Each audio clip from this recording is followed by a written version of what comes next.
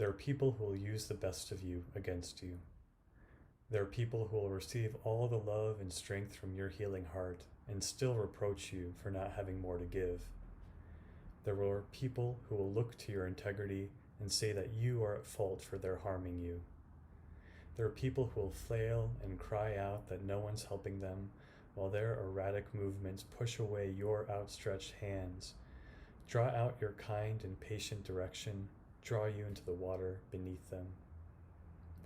You are the strong ones, the competent ones, the rocks, the mothers, the fathers, the warriors, the nurturers, the caregivers.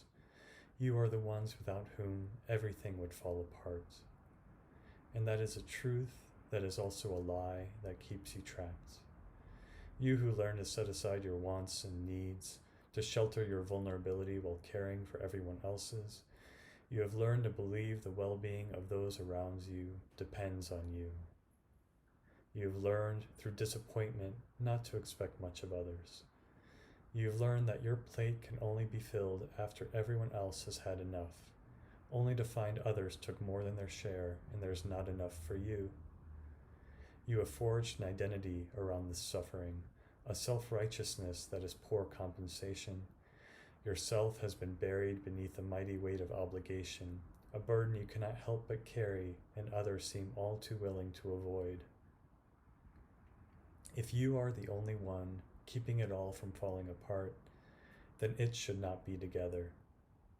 We need you to stop doing our work. We need you to let us struggle more. We need you to stop saving us at the expense of your joy, to stop resenting us for the burdens you are unwilling to put down. We need you to let us grow strong enough to carry our own weight by no longer letting it weigh you down.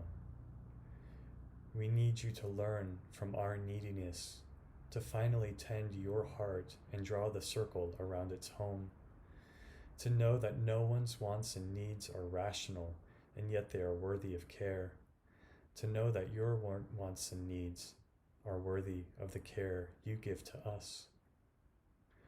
We need you to stop resenting us for giving more than we give back. We need you to match your giving with what you receive. We need you to know your limits and abide them, and not yield to our incompetence, our pleading, our helpless desperation, so that we will finally learn the secret you have always known. There is no one who knows the right thing to do.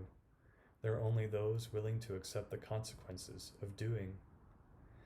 We are in the last days of emperors and martyrs.